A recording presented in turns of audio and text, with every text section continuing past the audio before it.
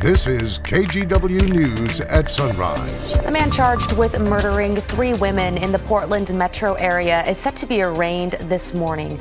The latest in Jesse Calhoun's case coming up this morning as one of our top local stories. Plus,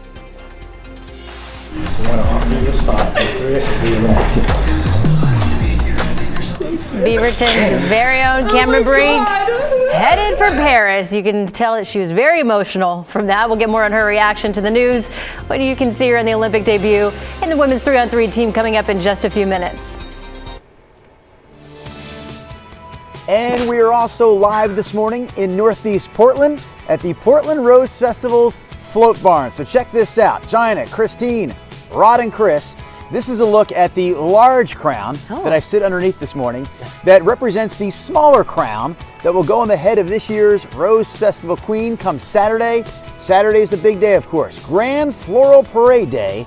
So this morning we get our viewers ready with a look behind the scenes at some of this year's floats. We'll have more details coming up here at 5:15. Drew Carney there at the float barn, kind of wearing the crown. King Carney. I know, King Carney. Yeah. Okay, we'll check in with him in just a moment. Thank you for joining us here on a Thursday. Guys, this is almost Friday. Yeah. So excited. Still looks good for the weekend. I heard Drew chatting in my earpiece before the show started. What's the temperature going to be during the parade? It'll be all dry, about 67 at 10 o'clock in the morning, 72 at noon as the parade's undergoing and warming up in the 80s in the afternoon. But really nice weather. Really nice. Here's Cannon Beach Live out there right now. We have mainly blue skies at the beach, and we have mainly clear blue skies everywhere. 41 degrees in Cannon Beach. Here's a look at the pre-sunrise clear sky over downtown Portland, 55.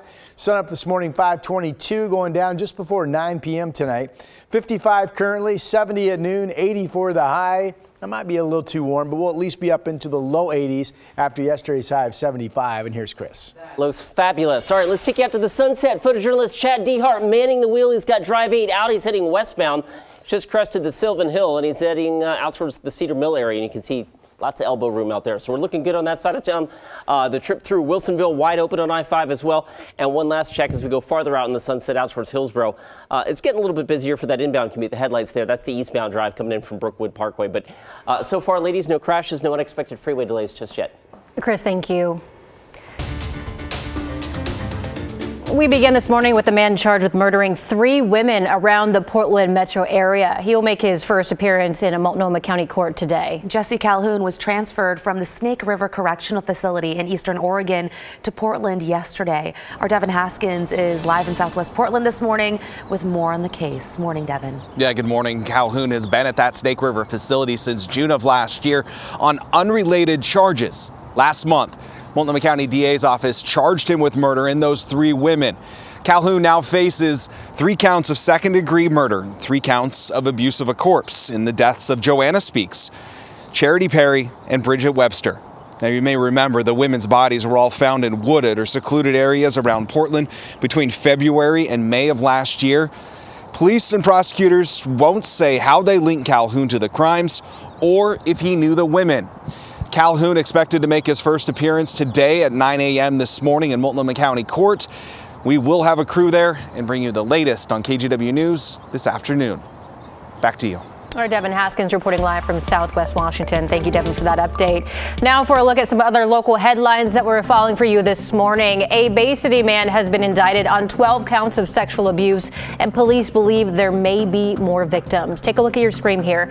Multiple children came forward saying that they were abused by 39-year-old Jacob Paul Luther Bentley right there.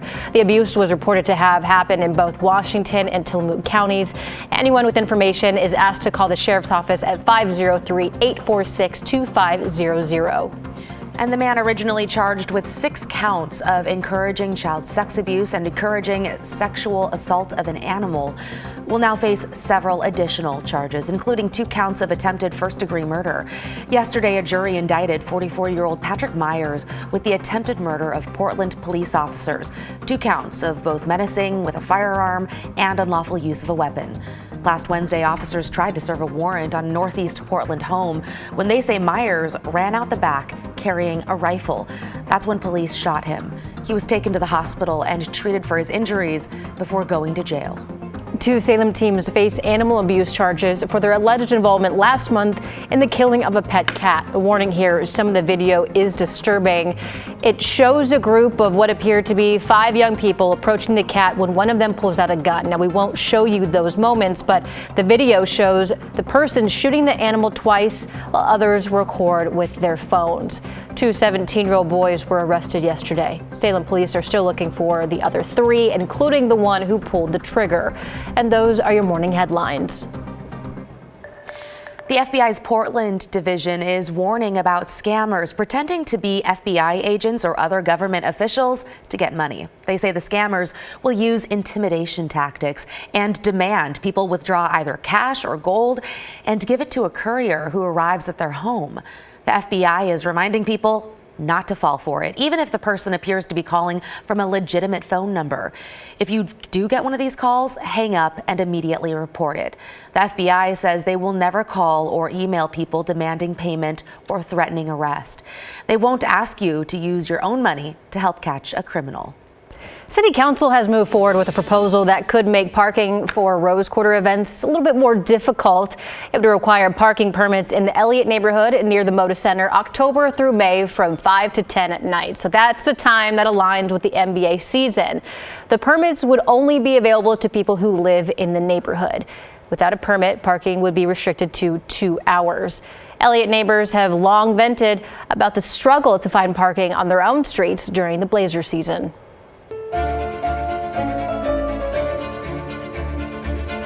We are now officially 50 days out from the Summer Olympics in Paris. Look at that countdown go. It is this morning that we're talking about one local star who just got her ticket to the games. Beaverton's own Cameron Brink was recently drafted to the LA Sparks, and now she'll represent Team USA in women's 3-on-3 basketball. It's been a pretty busy year for Brink, and between graduating Stanford and joining the WNBA. The 6'4" forward also attended the USA 3-on-3 women's national team training camp. Last year, Brink and her teammates brought home the FIBA 3-on-3 World Cup. And then on Saturday, Brink found out she'd be playing for Team USA.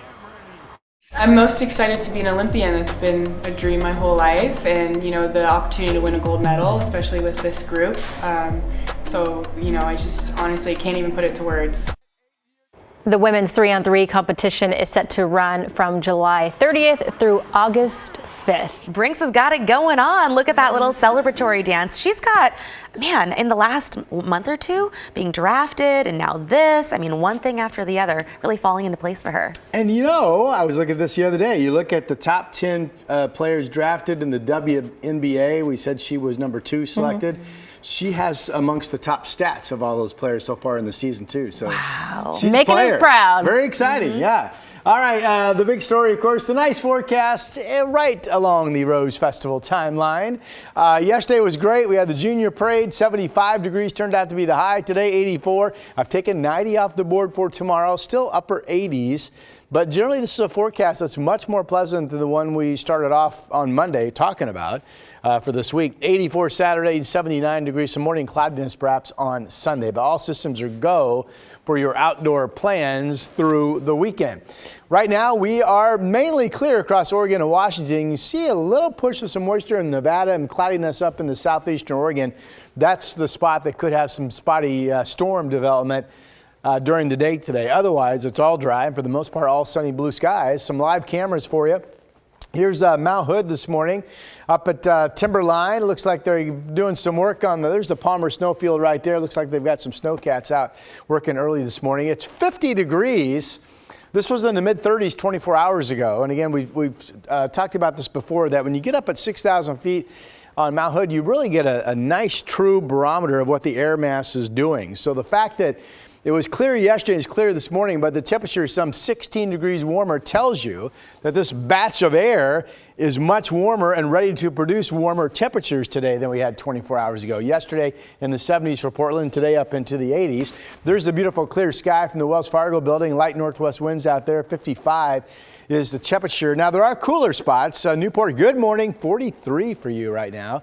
It's 41 out in the East Gorge and the Dalles. We've got 48 over in Bend and 49 degrees out in John Day. Here's the wide Futurecast movie. The only thing I really want you to notice today is that chance of some scattered showers or storms with cloudiness in southeastern Oregon. That's it. We're all going to be sunny other than that. And then tomorrow, southeastern Oregon, Idaho, Nevada, there's that storm chance again. And here's a spotty storm that potentially pops over the Cascades. This shows one around the Sisters area or into Bend, Sun River tomorrow afternoon, so we'll keep an eye on all of that. Otherwise, here's the forecast. Here on the west side, we're really not keeping an eye on anything. Just beautiful weather. Sunny skies, 60s at the beach today. This shows Astoria up to 66. Northwest winds 5 to 15 miles per hour. Valley temps at least up into the 80s. It'll probably be a mix of low to mid 80s across the area. I don't see anybody getting warmer than 84. The show Salem at 84. Portland will either be that warm or slightly cooler. I've got Vancouver at 83 and then only 78 degrees with sunny skies up in Longview this afternoon. Here come the 7-day numbers. They are all dry. 84 today, 89 tomorrow. Partly to mostly sunny and a touch humid on Grand Floral Parade Saturday. Some morning cloudiness potentially on Sunday, 79, and then back up to 80 on Monday and 83 on Tuesday.